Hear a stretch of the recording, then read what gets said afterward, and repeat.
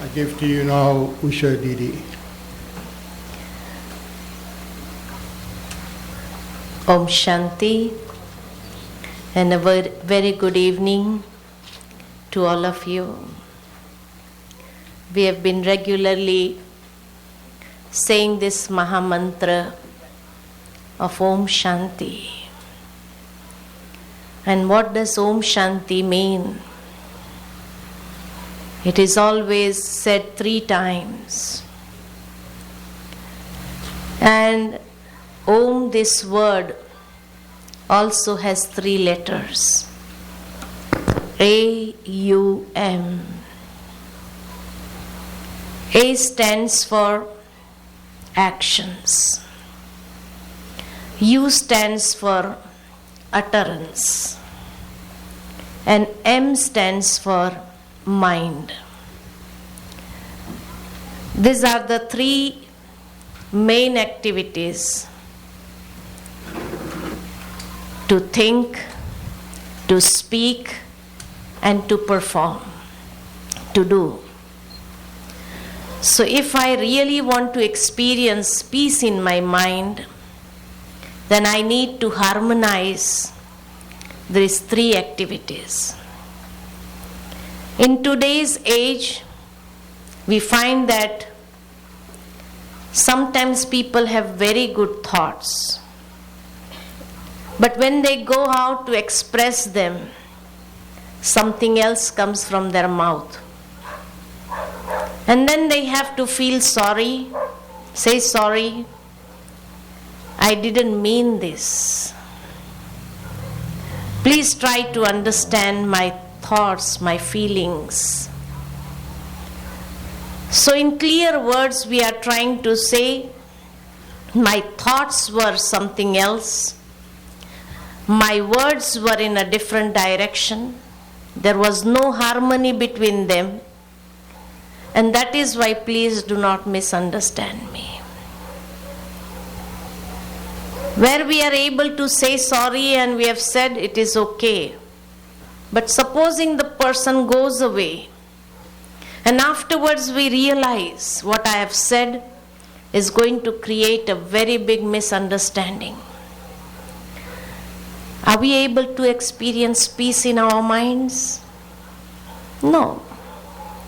There is so much storms in our mind. This is going to create a big misunderstanding. And to resolve that is going to be a big problem for me. And we are peaceless. We cannot remain at peace. So if I really want to be peaceful, I need to harmonize my thoughts with my words.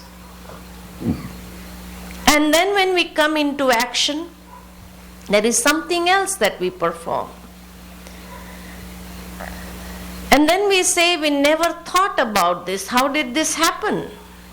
So definitely we have thought something else. We have spoken something else. And we have practically done something else. So there is no harmony. So Om Shanti, this word, really tells us or brings us to our awareness that when we are sitting in a satsang like this, please harmonize your thoughts, words and actions. Do not let your mind wander away. May your mind, words and actions be in complete harmony. Then only we are able to experience peace in our lives. Om Shanti also means I am a peaceful being. It reminds me constantly that I am. Om means I am. I am a peaceful being. So let us be in this awareness that we are all peaceful beings. And so, what we saw till yesterday in our holy epic of Ramayana, that we saw how this is also a Ravan Rajya. The present time, the present scenario of the world is very much accurate. That is described in this holy scripture by Valmiki, Maharshi Valmiki, and he must have visualized this present scenario, and that is why it is compared. Whatever the characteristics are shown about Ravan Rajya, we are practically able to see them now.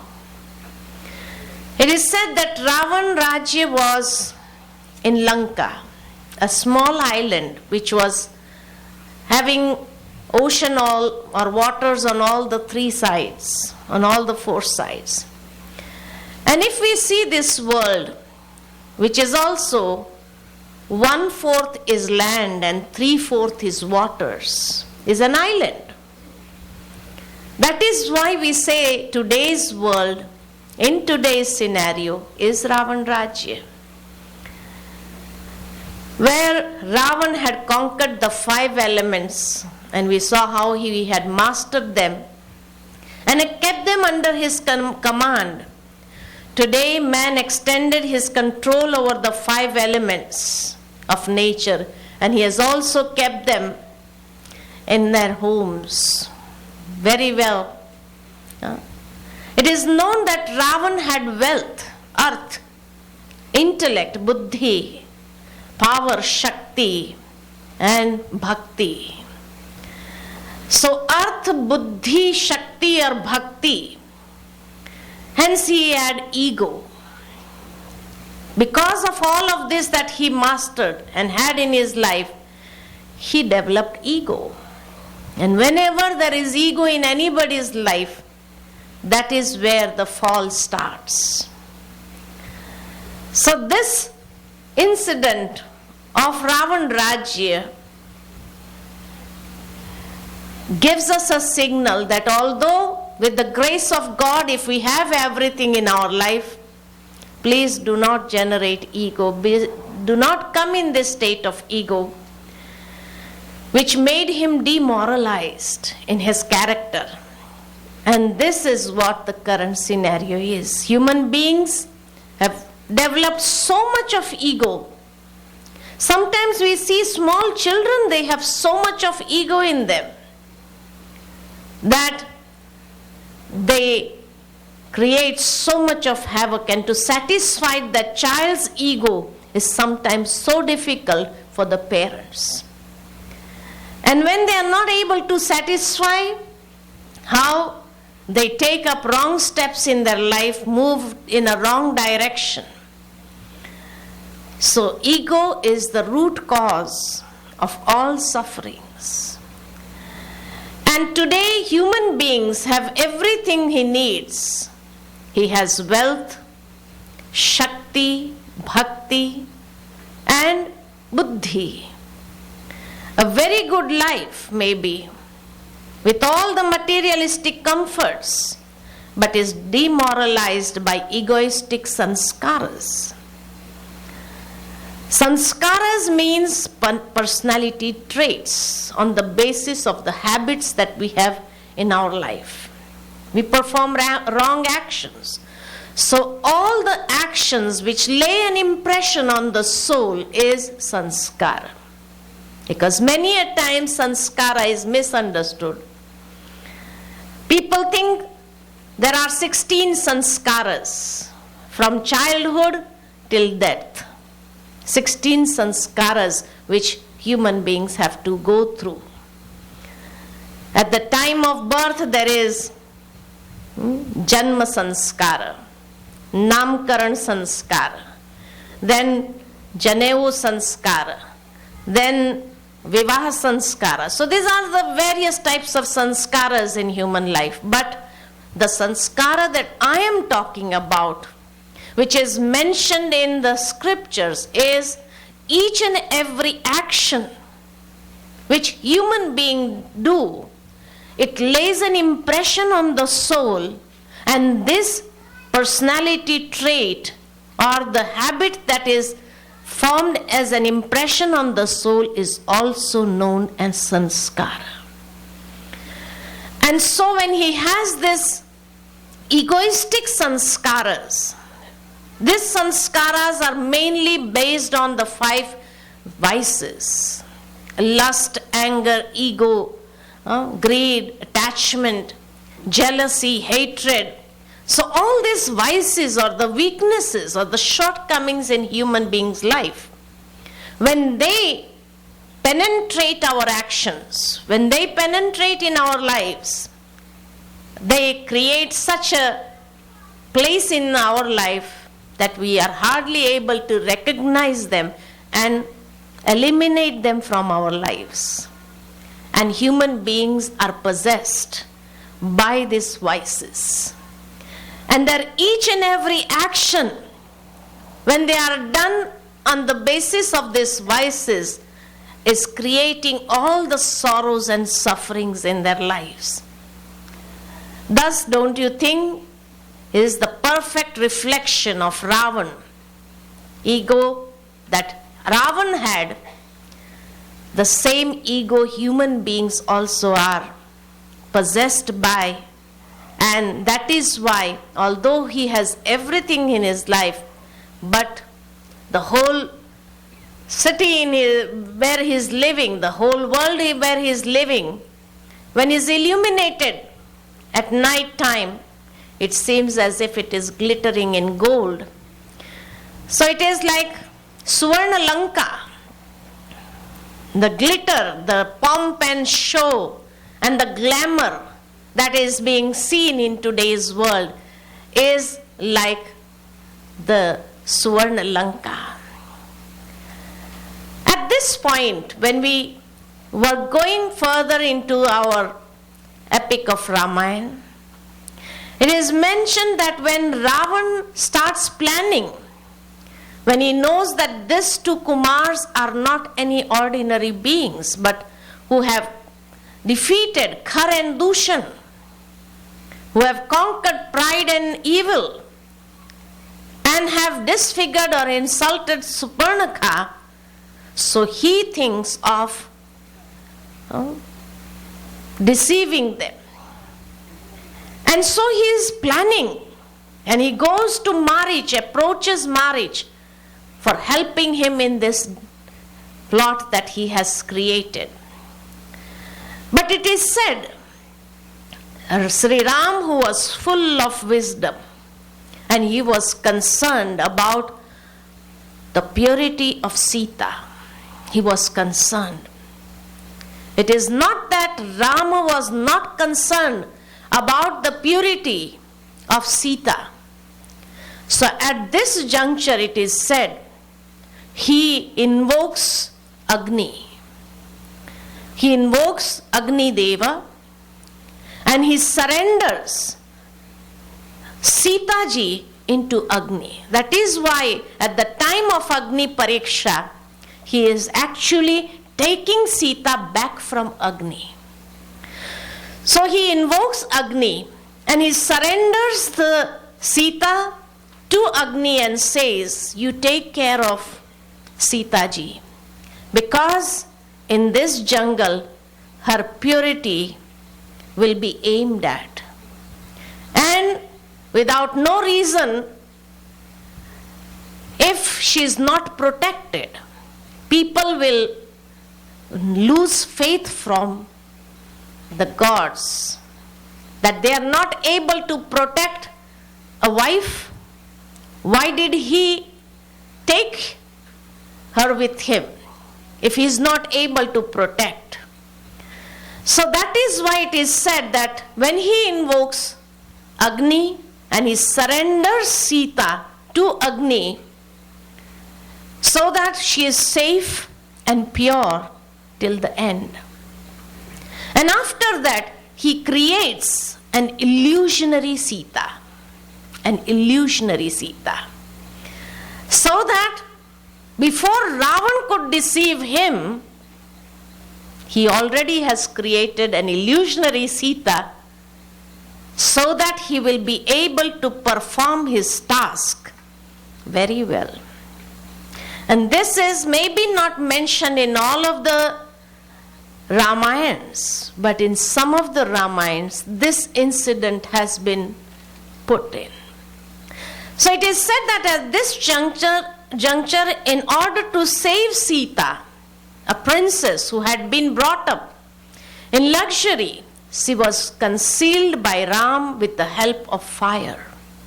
And in her place, an illusion of Sita was created. It was this illusionary Sita who fell for the golden deer. Otherwise, Sita was so pure, she had no desires for herself. But the illusionary Sita that was created, she was attracted by the golden deer. The real Sita can never be attracted, because she had experienced all the luxury in her life from childhood till when she grew up, and she was the most favorite of Janak. So that is why she did not lack anything in her life. How can she be attracted by a golden deer, and she wanted to wear a blouse with her sari of that deer skin? How can that be? But this was the illusionary Sita who got attracted and who fell for the golden deer and asked her husband to bring it for her. Ram, through his wisdom, saw the game, but on account of Sita's persistence and to play his part in this cosmic drama, gave the deer a chase. This is how he gives the deer a chase, because he is able to visualize what is the drama that is coming up, and how Ravan will himself be a victim of his own plot. So not many know about this, that the illusionary Sita was with her. So marriage or deceit could assume a variety of forms, and hence he was used by Ravan as a ploy to appear before Sita as a golden deer, so that she might be attracted towards him. As I said, real Sita, who was without any desires, could not be attracted to that golden deer. So the golden deer is depicted as the materialistic pleasures. So it was the illusionary Sita that was attracted towards the materialistic pleasure. And that is why it is said, when Ravan had approached Marich, that you have to help me in this plot. Marich did not want to actually play this role of attracting Sita. But then, if he said, if you don't help me, I will kill you. So then Marich thinks it is better to die with the hands of Rama than to die with the hands of Ravan. And that is why he became ready. Okay, I'll go for it. So it is illusionary Sita that is attracted towards these pleasures, materialistic pleasures, and that is how she starts committing mistakes. Otherwise, real Sita was the embodiment of purity. She would always follow the footsteps of Sri Ram. She would never be attracted by any of the side scenes that were coming on her way. But because she was surrendered to Agni and this illusionary Sita that was created, which would be a great help to Sri Ram for fulfilling his purpose. So he sees this game. He was able to see Marich in that deer, but still gives a chase. So Ram left Sita to Lakshman's protection and ran after the golden deer. When he hit the arrow, the deer took the form of the devil and shouted Lakshman's name, Lakshmana, Lakshmana, please help. The golden deer that Lord Rama shot signifies temptation. And so when it takes the name of Lakshmana, Lakshmana was very well sure that Sri Ram can never be in trouble. He has complete efficiency. But the illusionary Sita then has the thought that the whole thing would come on to me if something would have happened to Sri Ram, because she did not know the capacity of Sri Ram. So then she asked Lakshman to go and help his brother. Although Lakshman has full faith that there is no trouble for Sri Ram, but that is the time when illusionary Sita does not have control on her tongue. So one after the other she is making mistakes. And this is what is happening in today's world. When human beings, especially when females are attracted towards materialistic pleasures, and they want to get them at any cost, and that is when, even though if they are in protection, but then they do not use their mind and sometimes utter such words which hits like an arrow in others' heart. So similarly, when Lakshman was not going, although she persuaded him to go, then she uttered certain words that maybe your intentions have become impure. You want to attain me. That is why you are not going to help your brother. So he had to go, because he did not want to get this blame on him. So that is why he draws a line of Maryadas. Line of Maryadas. Lakshman Rekha, as it is said, Lakshman, so that one should not get deviated from the mind's objective. This Rekha, which is a Rekha of disciplines, it is a line of code and conduct that each and every one should observe in their lives. But when this line was drawn and Lakshman had told Sita not to come out of this line, because this line is such that nobody can enter this. So when Sita insisted Lakshman to go, he drew a line beyond which Sita could not cross. The line of moral code and conduct. The Lakshman Rekha defines the moral space and is the subtle reminder of the pitfalls that may follow transgressions. So that is why he draws that line and says, please be in this line, don't come out of this line. And this is what the scripture advises us also. We find that there are so many types of abuses going on in the world for ladies, for the female. Why? Because somewhere they are crossing their line of moral values. They are crossing that Lakshman Rekha. That is why people get attracted to them and they fall. They become victims. So similarly, Sita ji was kept in safe. She would have been safe in this Lakshman Rekha. Even if today's girls or today's ladies, females would remain in their code of conduct, remain in that moral conducts, nobody can ever touch them also.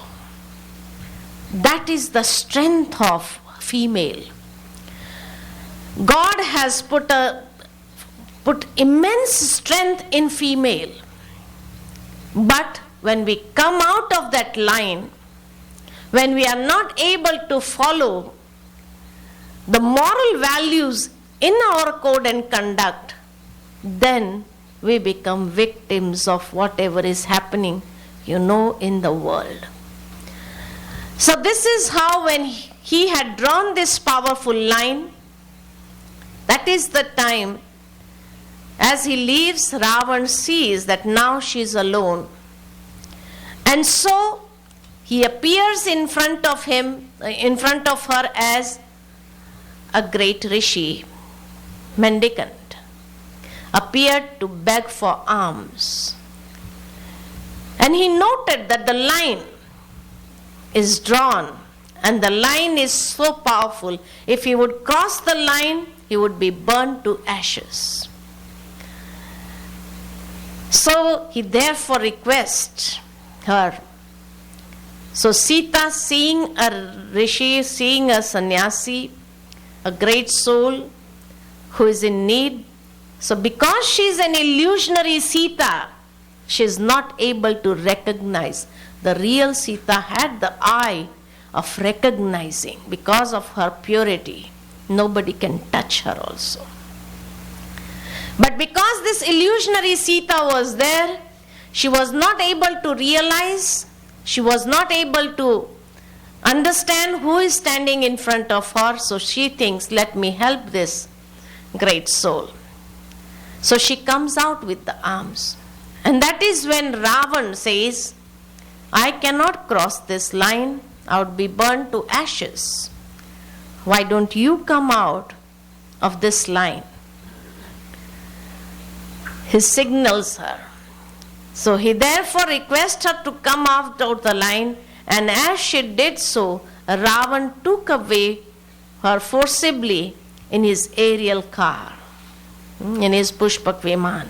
So when mind is diverted from soul consciousness to materialistic desires, then it falls prey to the Ravan, that is the five vices. We become victims of the five vices. So Ravan, who is the embodiment of all the vices, where there is ego, all other vices also come up. So she becomes a victim of that. So it is said, to help someone is very good. To help someone, understand this line. To help someone is very good. But stay in your maryadas and help. Don't cross your maryadas and go out to help someone. You will become a victim. This is the lesson that we learn from this incident. To help poor, to help someone is very good. It is a very good quality. But be in your maryadas, be in your code of conduct, be in your moral code and conduct and help. Do not cross the line of code of conduct and go out to help people. You will fall as a prey. That is where some people have these questions in their mind. That she was trying to help. Then why should God not protect her? But she crossed the line of maryadas. So when the line of maryadas is crossed, nobody can help. Even God himself cannot help. Remember this. So that is why she becomes a victim of Ravan, and Ravan takes her away.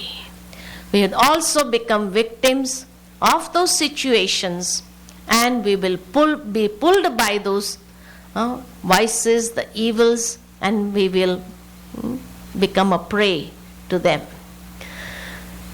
And it is said that when he was intercepted by Jatayu, Jatayu is the embodiment of peace, who lives for others. But when he goes to help, because when Sita is calling out to for help, Jatayu tries his level best to help her, but he is fatally wounded Because ego is such in a person. It can say anything, just not harms with the physical sword. The sword of his tongue is so great. Especially you will see in the world also, those people who are egoistic, that each and every word is like a wound that is given to others. So similarly, when Jatayu is trying to help, but he is wounded by the swords, not the physical swords, but the swords of his tongue. So egoistic people's tongue is as sharp as a sword, which wounds everyone, the ones who try to help, and when they are wounded, they go away. And you have seen in the world that when somebody is becoming a victim and somebody goes to help her, that is the time they are also wounded and they cannot help. So the same thing happened with Sita also, that she was crying out for help, but Jatayu was also wounded. And Ravan had captivated her, taken her. It is said that afterwards, when Sri Ram and Lakshman comes and they do not find Sita, they look out for her. And as they start walking, they understood the plot that the devil has taken her away. And she had crossed the line of Maryadas. So when they go out to search for Sita, finally they run into Jatayu, who tells them the truth of what had happened. So the subtle form of Jatayu emerges in front of Sri Ram and Lakshman, and with his folded hands, he tells them what had happened and who had taken Sita ji. So they come to know about the truth from Jatayu. As they move forward in search of Sita, going towards the south, the tribal woman Sabri, who wanted to entertain Ram by offering him plums, bear, she wanted him.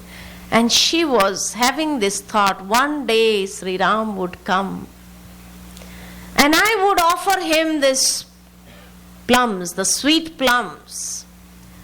So each and every plum she was tasting, and if ever it was sour, she would throw away. And she would all gather the sweet ones. She was like waiting for Ram to come. She knew one day he would definitely come. So tasted each to ensure that only the sweet ones were eaten by the Lord, and Sri Ram appears. He always fulfills the desires of his devotees.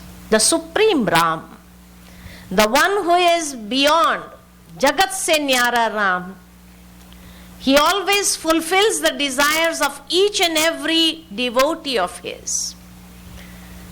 No matter whatever feelings they have in their hearts, he is able to see those pure feelings and he fulfills the desire. There were so many such devotees in India who had so much of deep love for God, and they had remembered him, waiting for him, accumulated something or the other for him to be offered. And it is said when the time comes, the Supreme Ram comes down to fulfill their desires. Maybe in the most ordinary form. In the most ordinary form. And before they can recognize, he accepts their feelings from the heart and he leaves. Blesses them and leaves. So similarly, when he appears before this most ordinary woman who was so poor, who did not have enough clothes to cover her body, and the clothes were also torn, but see the feelings that she had of devotion and love for God. And each and every plum that she plucked and kept aside for Sri Ram, this is for my Sri Ram. Definitely in today's world there are some people who may not be materialistically well off, who may not have all the wealth with them, but their feelings for the Supreme Father is so great that they win the hearts of the Supreme. And God comes to see their feelings only. And He is like surrendering in front of their feelings.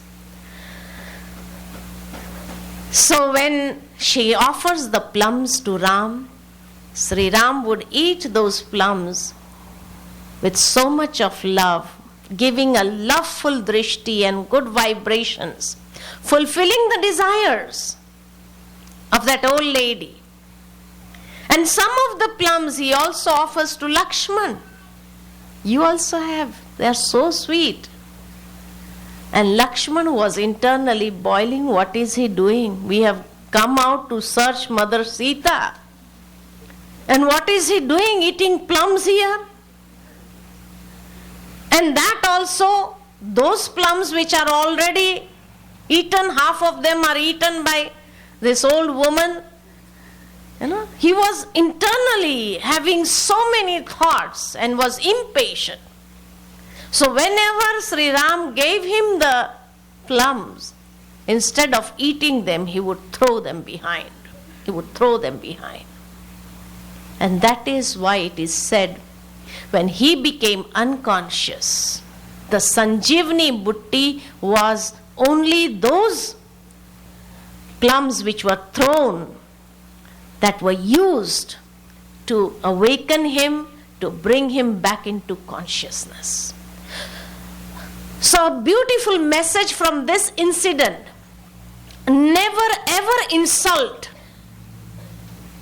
those who have very good feelings towards you or towards God. They may look poor, they may look ordinary beings. They may not have the physical wealth. They may not be able to offer you the best of the gifts. But whatever they have is from the heart. So if we are able to accept whatever comes from the heart, then we will never fall under the spell of unconsciousness. But those who insult the feelings of those devoted souls, who have so much of love for God, who insult them, one day they fall under the spell, and those things which they have insulted, they will be used to revive them. Understand? This is the law of karma. This is the law of karma, a very deep law of karma to be understood. Never ever insult the feelings of the devotees. Never ever insult the feelings of those who are pure. Never ever insult those who are in the service of God, who are devotees of God, who have so pure feelings. Try to understand their feelings and respect the feelings. If you are able to respect them, you never fall under the spell. You will never fall under the spell. You will always be protected. Their vibrations, their positive vibes will always protect you from any evil that is to come in the future times. So this is a very incognito lesson that Sri Ram also wants to teach Lakshmana. He wants to teach Lakshman, and not just Lakshman, but all those who are sitting in the gathering, who out of ego deviate from their main objective of the mind, and who are not able to realize the feelings of those devoted souls, who are not able to understand the love of those souls who are surrendered to God.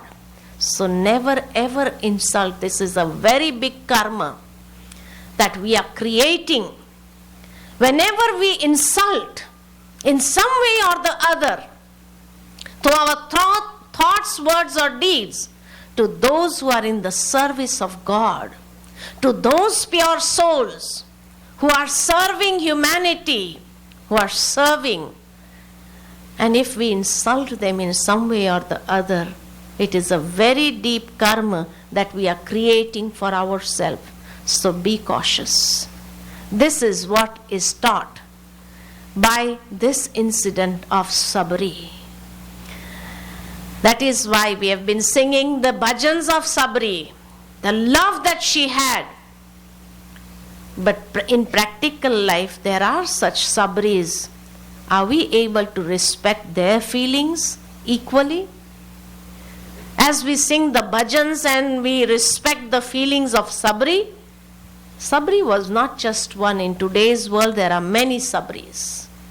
And how far are we able to respect those feelings of those poor, humble, and very devoted souls of God who are constantly in the service of God?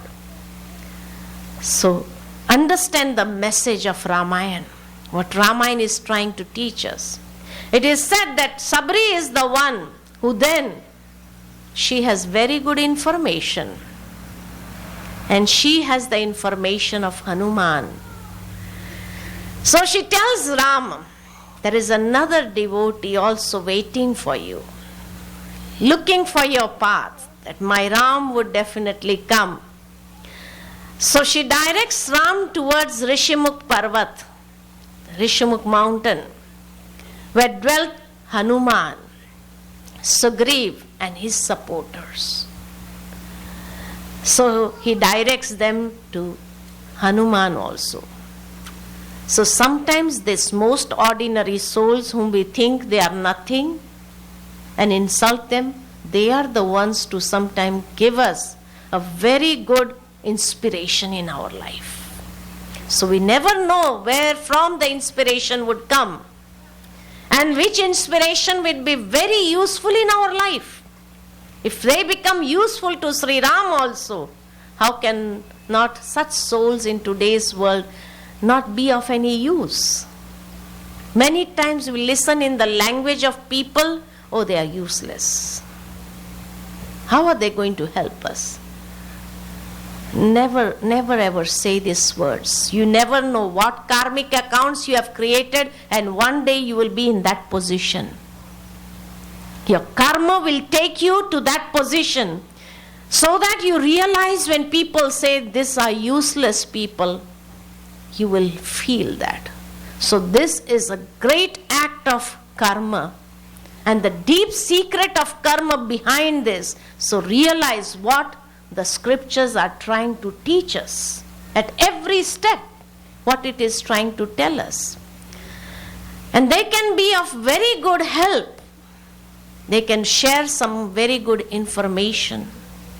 So always keep such good souls with good vibes around you. Don't let them separate. As they move further, it is said Hanuman is identified as a dedicated devotee of Ram. So he's lying there on the road. And when Sri Ram comes, he realizes Sri Ram, and Sri Ram also realizes him. So the dedicated devotee of Ram, he is portrayed as a devotee of Ram and a close friend of Sugriv. Hanuman had mighty powers. From childhood only he was blessed by those wonderful powers, but never ever boasted about those powers. So what does Hanuman mean? Hanuman, this word has two words. Hanu plus man. And this word means, Hanu means Hanan Karna. Hanan means to destroy. And destroy what? Man. In today's world, people have become the embodiments of ego. So the one who has destroyed Abhiman. The short form of Abhiman is Man. So Hanuman, the one who is the destroyer of Abhiman from his own life, and who had destroyed that feelings of ego completely, of body consciousness from his life. That is why he was a true devotee. He was a devotee because God loves those souls who have conquered ego. Those who have egoistic nature can never be near God. They can never come close to God. They will always stay away from the Lord. So it is said, Hanuman means the one who is the conqueror of Man and Abhiman. Many a times people have this feeling, I should be recognized, I should be given this honor, I should be having this, I, and that I is inflated so much. But although Hanuman had so many divine powers, mighty powers from childhood, he never ever allowed them to inflate his ego. That is why he was so humble and he was able to stay in the service, a selfless service of God. That is Hanuman. That is why Hanuman, the great devotee, the great Bhagat of Ram. Let us become such Hanuman, conquerors of body consciousness.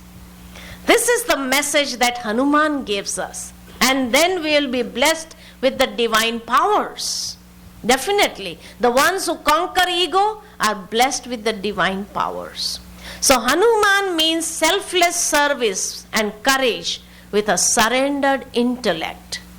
The one who has conquered ego and assumptions, Abhiman and Apman, two words which has man in it. Abhiman and Apman, which is insults, assumptions. Anuman means assumptions. So who has conquered all forms of man? Abhiman, Anuman, and Ahankar. Abhiman, Anuman, Apman. All sorts of man he has conquered. Because of his surrendered intellect. He was so much surrendered. So he conquered all sorts of ego and assumptions. Anuman means assumption. Apman means insult. No matter anyone would insult, he would not come under the feeling of insult. Because he did not have ego. Who is hurt? The one who has ego. The ego is hurt. When people say, this person really hurt me, so who was hurt? Is the soul hurt? Is this physical body hurt? No. The ego was hurt. The ego was hurt. So, when Hanuman was beyond ego, beyond assumption, beyond insults, nobody could ever hurt him. Nobody could ever hurt him. And that is why he had mastered all those powers in his practical life, and he was able to serve with great humility. Because he had conquered ego, he was able to serve with great humility in his life. So such was Hanuman, the great devotee. And it is said, finally, when they recognize one another, Rama strikes the friendship with Sugriv, who is personified action which has lost power and strength on account of the defeat inflicted upon him by his brother Bali. Literally a very brave man. Bali was a brave man, but because he had evil intentions, he captured the wife of his own brother and he took the whole kingdom and the wealth of his brother, and he was not able to share. So that is why when he was removed from the kingdom, Sugriv and his friend Hanuman and some other supporters, they were waiting for Ram, that one day Ram will come and definitely help. That was the faith Hanuman had. So then it is said that they bow down in the feet of Sri Ram, and Ram also promised him to gain back his kingdom, his wife, and the wealth that he has lost. So they also agree to give him all the help and support with the army that they had. So Ram took the help of the army of monkeys to fight with Ravan. In order to conquer the 5 vices, the Supreme Father directs man whose mind is depicted as restless as a monkey, devoid of devotion and strength. So that is why actually in the Ramayana of South it is mentioned that when it is mentioned the Vanar Sena was taken, the army of monkeys was taken. Actually, it was not the monkeys that were taken as help. Why? Sri Ram did not get any human beings at that time. There were no human beings that were living on earth in South India that he could get as helpers. No. In the Ramayana of South it is mentioned that Vanar is a community, the name of a community. Just as today we have different types of communities and they have their own surname. So there was a community whose surname was Vanar. So when God takes the help of this community to fight against Ravan, it is not the monkeys, it is misunderstood that Vanar means monkeys. No, it is a community of people whose surname was Vanar. So this is misunderstood because Valmiki had just mentioned that the army of Vanar was taken. He did not explain this, the meaning or what type of people they were. And that is why it is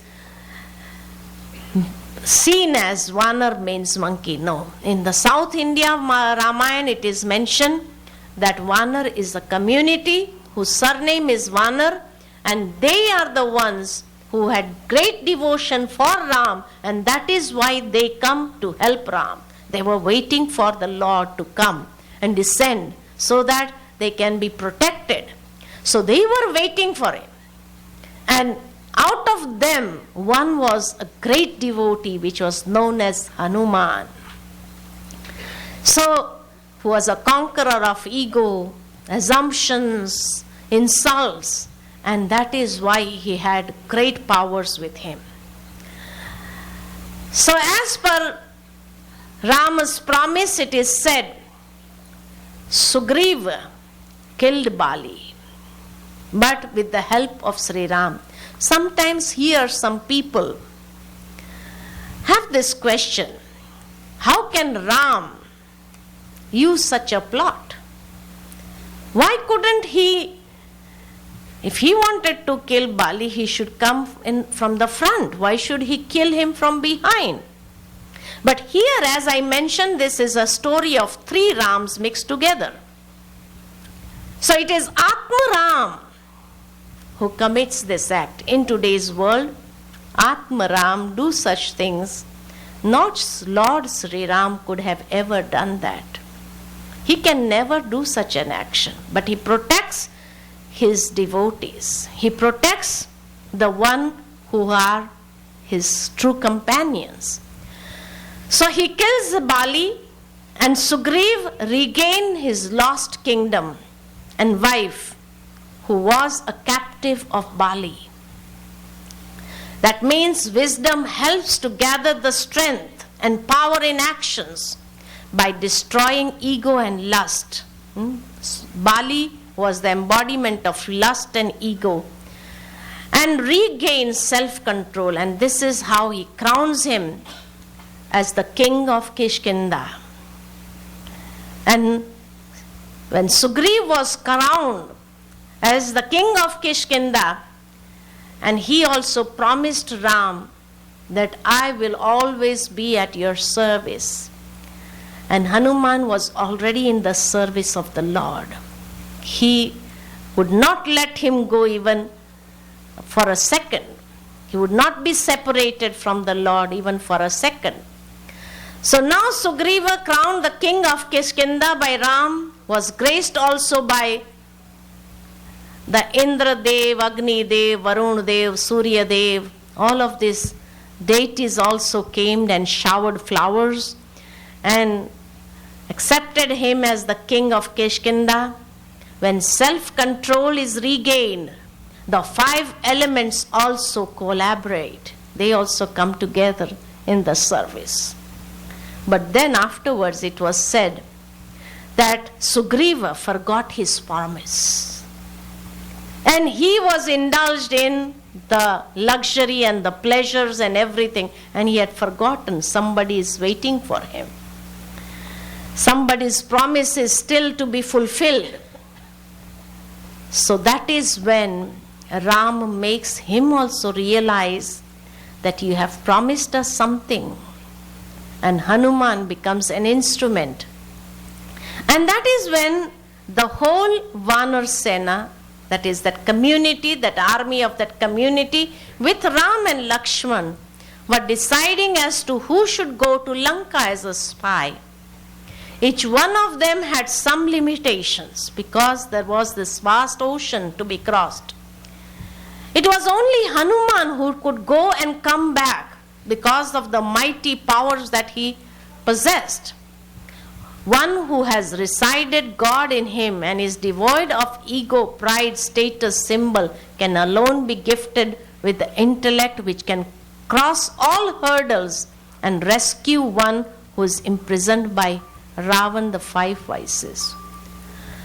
So that is when he is not aware of his powers, it is said everyone brings that to his awareness. You have these powers. You have this power. So it is an awakening that is brought in Hanuman. Many of us also have forgotten our powers. Yes, nowadays in the world, people also mention this. Psychologists have done an analysis. And their analysis says that human beings are able to use in today's world only 5% of their mental capacities. 95% of their mental capacity is just wasted or untapped, unused. Otherwise, the potential of the mind is so great, but unexplored, untapped, not recognized at all. And whatever we are seeing in the world is the exploration of only 5% of the human mind. This is what scientists have realized. Human beings are able to use only 5%. And a genius, how much does a genius use? So it is said only 15% of his mental capacity is also tapped and used. 85% of the capacity of a genius is also wasted or untapped, unexplored. Whatever advancement we see in this world, it is when the human mind was focused, concentrated on the outer world.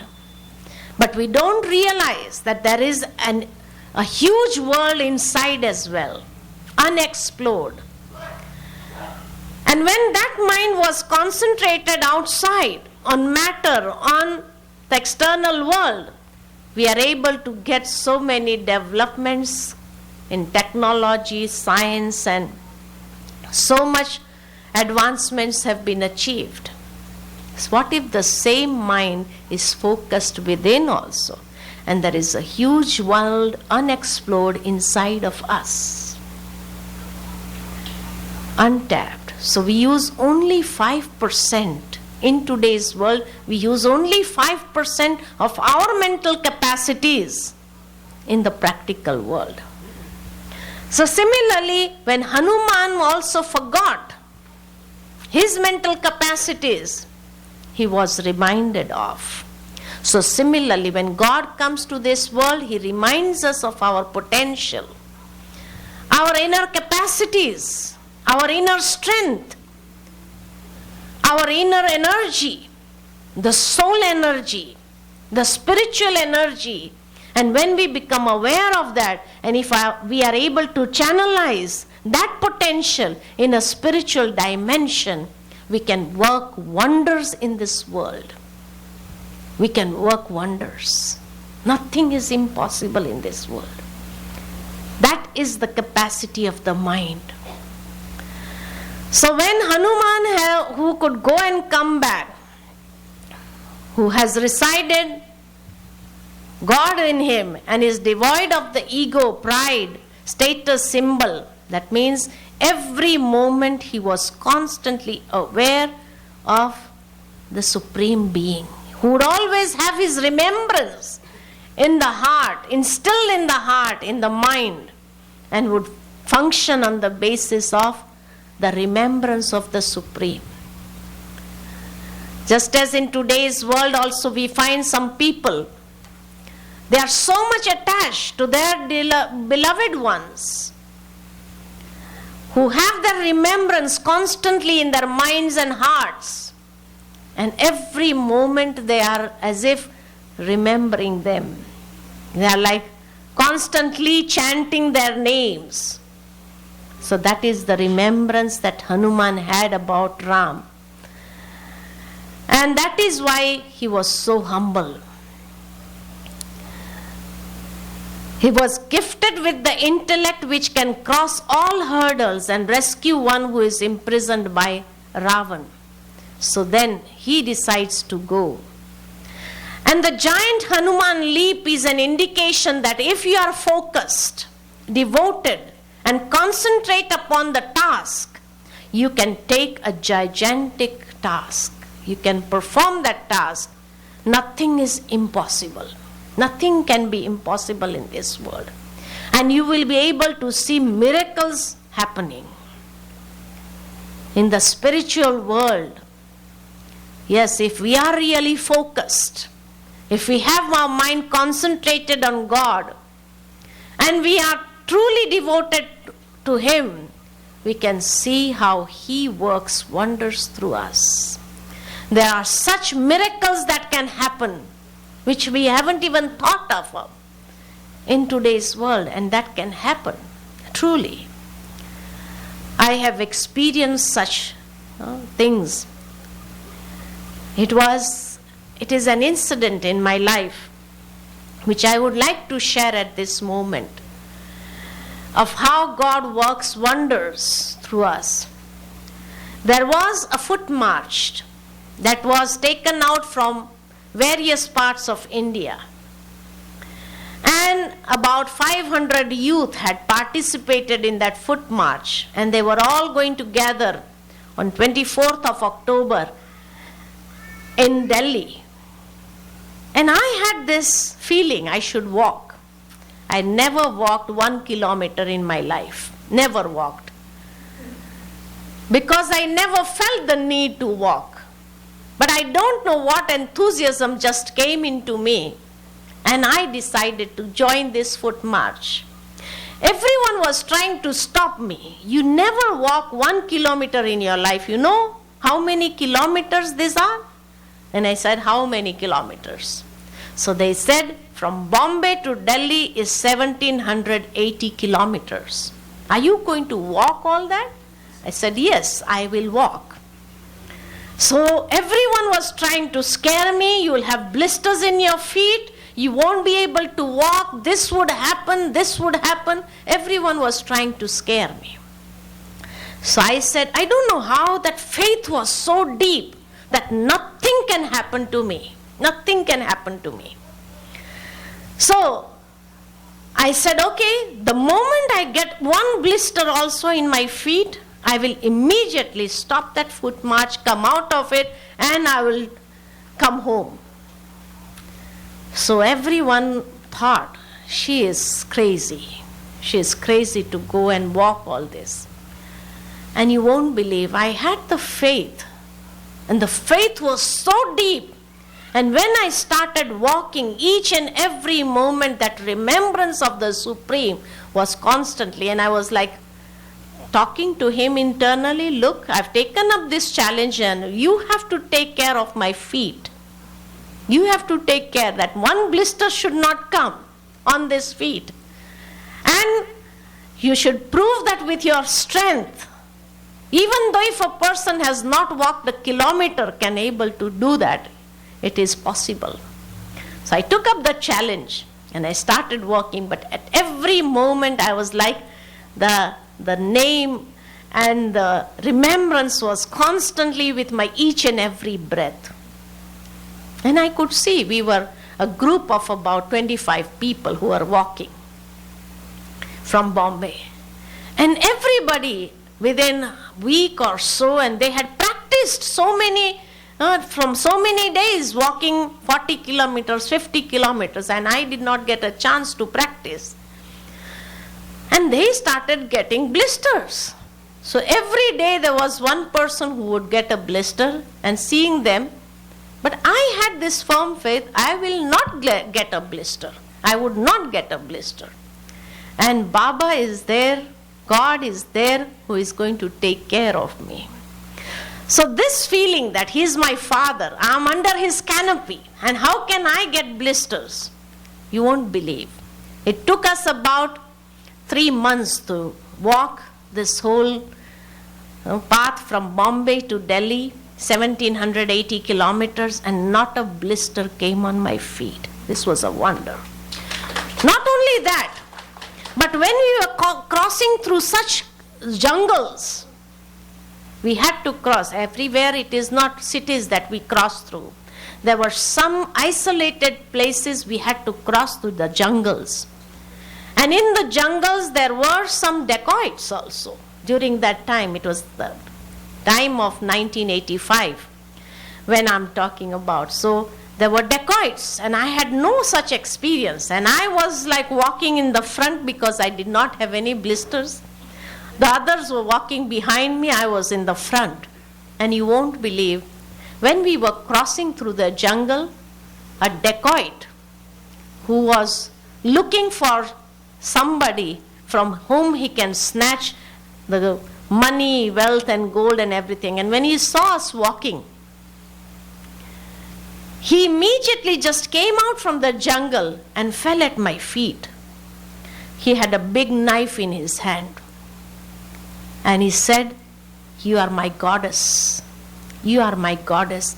I see a portrait of goddess in you, and I surrender my knife in front of you, and from today I'll leave all my evil works that I'm doing, and from today I will not kill, not loot anyone." That is how he surrendered. And this was like wonder. How can he see a goddess in me? I was wondering, but that is when I realized that the Supreme works wonders. In order to transform anyone, He can make a medium. He can use any instrument, but He can use an instrument who is walking in His remembrance. And such beautiful experiences. At times there was so much hot. It was so hot. The sun was so hot. And internally only I would just remember, you won't believe this, it is like a miracle. When I had this feeling, oh God, so hot. And immediately a blue sky without any clouds, and one cloud would come out of nowhere. And when we are walking, it would follow us. It will keep on following us as a canopy upon us. And this was our experience for 2 months. That one cloud in the whole sky, there is no other cloud, and that cloud is following us as a canopy upon us, protecting us from the heat of the sun. And these are such miracles that we experience when we focus our attention on Him, when we are at His service, when we are serving in His name. So similarly, Hanuman had such powers. And when he is focused, devoted and concentrated, he is able to do gigantic task which is beyond his capacity also. That is the grace of God. That is the blessings of God that we receive. It is not just one Hanuman, but even if I become like Hanuman, I can experience these powers, these invisible powers from God himself. And as he was crossing the sea, it is said, Mount Menak comes up. You must have all heard that as he was crossing the sea, suddenly a mountain comes up, which is known as Mount Menak. And Mount Menak blocks the path of Hanuman and says, you have been flying very hard. Why don't you take some rest? Why don't you take some rest on me and then go ahead? Very beautiful message in this incident. When we are on our spiritual endeavors, there are certain people who may come up and tell us, why don't you rest for some time? You have been doing a lot of effort, why don't you rest? And remember, whenever we are on a spiritual endeavor, rest is the greatest enemy. Rest is the greatest enemy. Never ever rest. Go ahead. Otherwise, it will just take you and sink you. And this was the power of Mount Menak, that those who would rest on him immediately as they would be seated for resting, it will go beneath the sea and capture, and the person would be finished. So rest on the path of spiritual endeavor never enables us to reach our destination. So we should constantly be alert, be aware. This is the message that Ramayana gives us. Never ever be influenced. Oh, I'm so tired, I want to rest, This is like Maya, which will take you away, which will not enable you to reach your destination and make you move away from the Lord, the Supreme. So, he says, I don't want to rest, I'm not at all tired, so please give me my way. And he asks his way, and Mount Menak again goes back and gives the way. Because he had conquered laziness, rest, all those feelings, he was focused to go ahead. He was focused on his destination only. It is then it said that Sursa comes up again from the ocean. And Sursa was blessed that no one can cross her without entering her mouth. Anybody should enter her mouth, then only they can go ahead. Sursa is depicted as competition. Shikha was no other than jealousy, who was killed by Hanuman. So Sursa. And that is when it is said that Hanuman reduced his form, became so subtle and said, okay, if you have this challenge in front of me that without entering your mouth, nobody can go ahead, I will definitely enter your mouth. And she opened up her mouth, and Hanuman reduced his form so small, tiny, that immediately went and came out before she could snap her mouth and eat him up. She was not able to do that. He had come out. So it is said, one should never take rest, compete, or have ill feeling or jealousy whenever they are on their spiritual endeavors. It is mentioned in Ramayana that Shikha was killed, depicting that jealousy should not be given a chance or entertained. We should never entertain jealousy in our lives. And at that moment, whenever that form comes in front of us also, as a test paper, we should become so humble. Instead of that ego and creating a big form, we become so small and humble. So small and humble, and with that humility we are able to cross jealousy and master jealousy also. So it should not be given a chance or entertained. When one tries to develop elevated altitude and virtues like Hanuman, then all these hindrances are bound to come when achieving devotion. So no matter when we are on the spiritual path, on the path of the Supreme Being, and in His service, definitely there will be obstacles that are coming. But if we know how to address those obstacles, instead of weaknesses, showing our weaknesses in front of them, becoming the embodiment of weaknesses, if I become the embodiment of values, if I become humble, I become subtle, I am able to cross them very easily. Nothing can obstruct my path. And we can reach that stage which is meant as our destination. We can fulfill God's desires. That is the aim and object of a one who goes on this path of spirituality. And then it is said, he enters the kingdom of Ravan. That is the capacity of Hanuman. A world appears like garden and not a jungle. Where was Sita kept? Sita was kept in Ashok Vatika. Ashok Vatika means garden. And Ashoka means where there was no sorrow. Shok means sorrow. Ashoka means no sorrow, no sufferings, no grief. Where there was complete happiness. As in today's world we find Ashoka Hotel,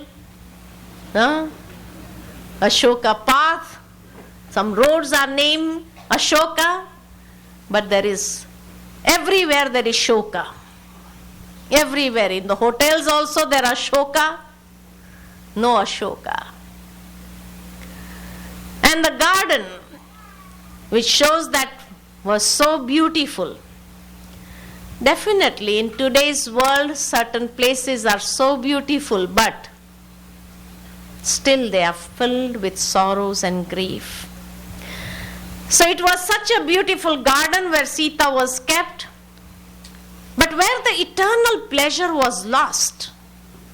Because every being is trying to enjoy life by various materialistic means, but it is temporary. So today's world, seeing all the pomp and show and glamour of Maya, we can see that this is short-lived only. There is some beautiful party going on, and in that party everyone is enjoying, but that is short-lived only. When once they come back home, there are fights going on. So that entertainment was just for a few moments, temporary. The eternal happiness is lost due to body consciousness. Everywhere there is body consciousness. So this world we can say is Ashok Vatika. We can say this world as Ashok Vatika, which is a garden of all materialistic pleasures, where it seems like a mirage, a mirage in the desert. It seems that there is water, but once the person goes there, there is nothing. So in this world also, it seems that there is happiness, but it is just a mirage. It is just a mirage. Whenever human beings approach, everything is gone. It is disappeared. From far away we feel that there is so much of pleasure. In this entertainment, let us go and entertain ourselves. And as we reach there, we find something or the other. Because of body consciousness, difference of opinions, difference of so many things, and a person is hurt, and he comes home and he feels, never should I go in such parties again. He takes a vow with him, never should I. So all this is short-lived. This is a world of mirage only. It's a world illusionary. No matter we can turn or give this name Ashok Vatika today, this world is an Ashok Vatika, where human beings feel they have all the materialistic pleasures and they can enjoy their life in the way they want to, but everything is short-lived. So don't get trapped by those mirages in life. Hanuman reached Lanka and find out Sita in the forest of Ashoka trees. In this world, every human being is in the jungle of sorrows. There is superficial happiness. In this Ravan Rajya, no one can enjoy eternal happiness. No one can enjoy. As said, in Ravan Rajya, everybody was under grief, under sorrow. So similarly, that is why it is said, in Hindi there is a beautiful line I would like to say, Sita ji बैठी थी अशोक वाटिका में, अशोक वाटिका में सीता जी बैठी थी शोक में. It was a garden of Ashoka where there is no sorrow, no grief. But in Ashoka garden, Sita was sitting in shoka. Sita was sitting in sorrow, in the remembrance of Ram. So Ashok Vatika mein Sita ji बैठी थी शोक में. That illusionary Sita, who was trapped by the golden deer and who crossed her maryadas, is trapped and is brought under this spell of Ravan. And although it is Ashok Vatika, but she is in shoka. She cannot enjoy the eternal happiness. She is always remembering Ram, that he would come and save me, liberate me. So Hanuman meets Sita. The one who has true feelings, true love, is able to accomplish the task that is given to him. So Hanuman meets Sita and gave his identification, proved himself to be Ram's devotee by showing her the ring. Only the one with surrender intellect can identify devotion. There were so many who were sitting in Ashok Vatika, but he was able to identify Sita. So when a person who is surrendered intellect has no one else in the intellect, he is able to recognize Sita, who she is. And that is how he proves his identification, by showing the ring that was given by Ram. And after delivering the message of Ram to her, he creates havoc in the city and lets himself to be caught by Meghnath, so that he is produced in the court of Ravan. Hanuman thought, let me see the face of Ravan. How does he look like? And so for that he has to do some havoc. He has to destroy his beautiful garden. Then only he would be captured. So he destroys and creates a havoc in the city. So Meghnath catches him and he is produced in the court of Ravan. There he speaks of the valor and virtues of Rama and try to dissuade Ravan from the evil ways. The qualities or the virtues of Hanuman should be imbibed to face the evil forces. He had the courage to face the evil forces because of the virtues that he possessed. So in today's world, if we really want to face evil forces, then I need to have the courage or the virtues, the power of virtues in me. Then only we are able to face the evil forces also. And this is what the quality of Hanuman is. Because he had no body consciousness, he had no ego, he was so humble, a selfless server, one with surrender intellect. So many qualities he had. And because of those qualities, he was ready to face any evil forces also. And as Ravan directed to burn Hanuman's tail, Hanuman burnt Lanka. He tried to burn his tail, but he burnt Lanka with his tail. And burning Ravan's Lanka was like challenging Ravan. Ravan's ego, the gigantic ego of Ravan.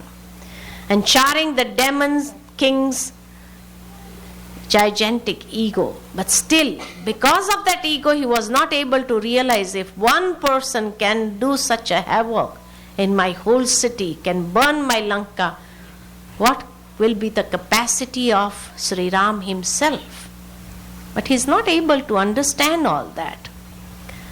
And that is why he takes up this challenge. Even the entreaties of Mandodari, his queen, do not prevail upon the king.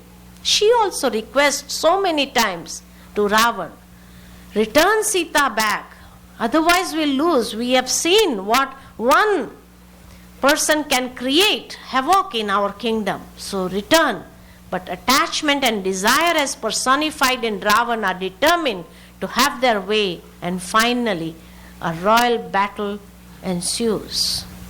So everyone is trying to make Ravan understand. His grandfather also tries to make him understand. Mandodari tries to make him understand. Vibhishana tries to make him understand. Kumbhakarna tries to make him understand. But you know what? In today's world, many people, our near and dear ones, they are trying to make us realize whenever we go somewhere wrong out of ego. But there are others. In the court of Ravan, there were such people who used to flatter his ego. And similarly in today's world also, there are people who try to flatter us.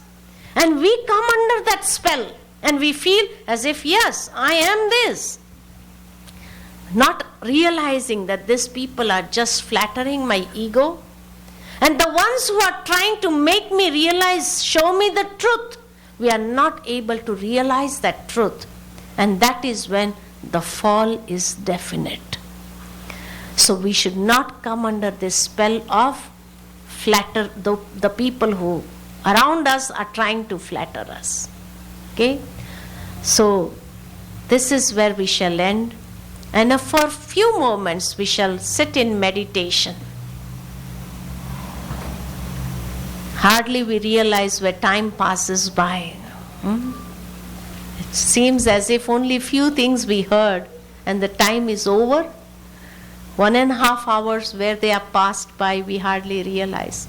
So for a few moments, let us focus our attention inwards, our inner powers, and try to realize that Hanuman within us. Let us conquer our body consciousness today.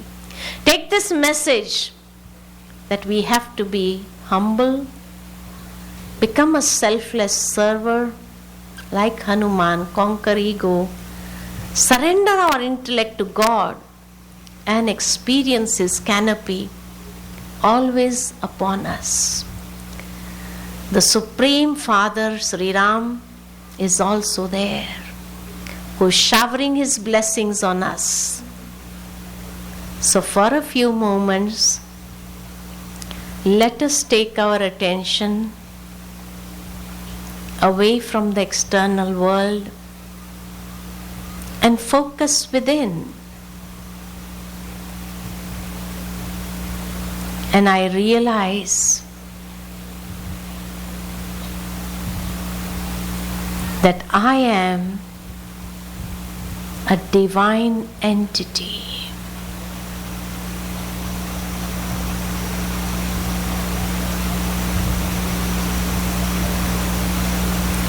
There is an incognito Hanuman which has immense powers within us,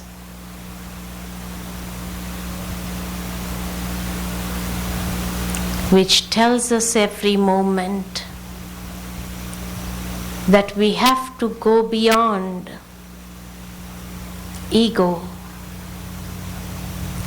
go beyond assumptions, go beyond insults. Nobody can insult the divine entity present in us. I am beyond all of that.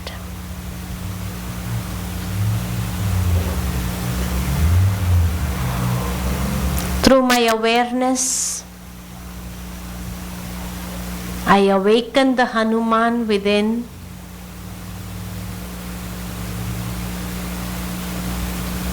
And I realize that I am a selfless server in the service of the Supreme Sri Ram, the one who is beyond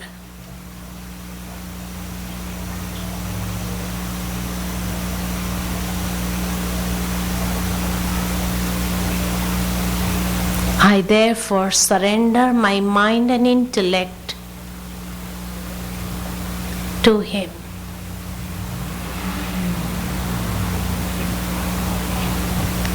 Let me become focused, fully concentrated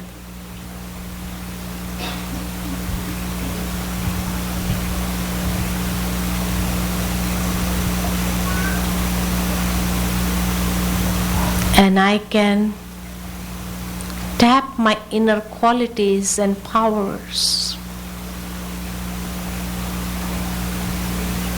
There are immense powers in me, untapped, unexplored. So as I focus my attention on my divine self, I'm able to tap that divinity in my practical life, which helps me to make the impossible possible, which enables me to be focused and achieve my destination.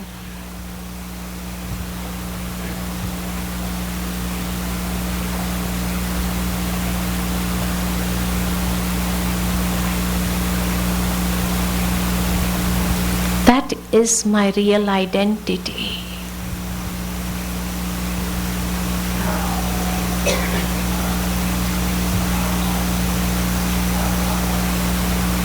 And slowly and gradually, my mind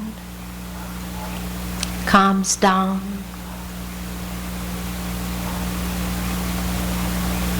My thoughts calm down.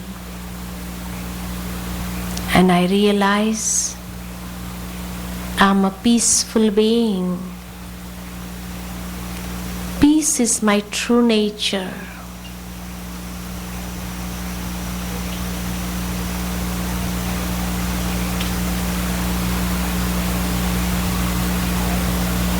I can feel the vibrations of peace around me.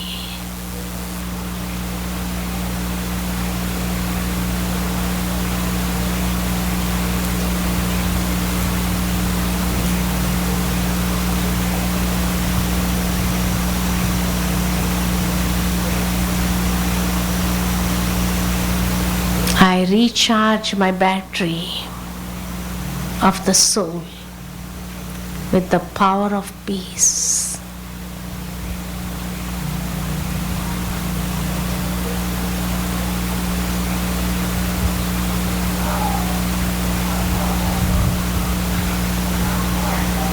What a beautiful experience it is, where internally I feel completely relaxed.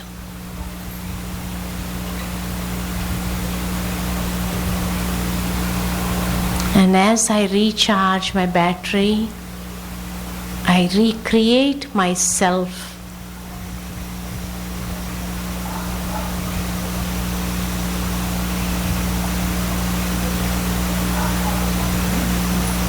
and bring that divinity in my physical form.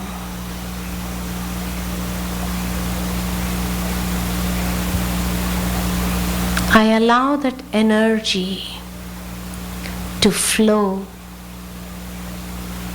through my sense organs and empower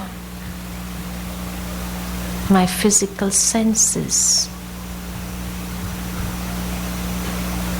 I allow that energy, the positive energy, to transcend in my thoughts, behavior, action, and relationships. Om Shanti, Shanti, Shanti.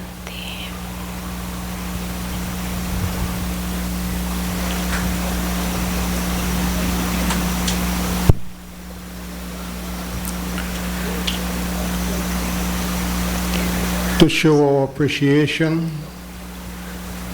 for another wonderful discourse on the spiritual significance of the Ramayana,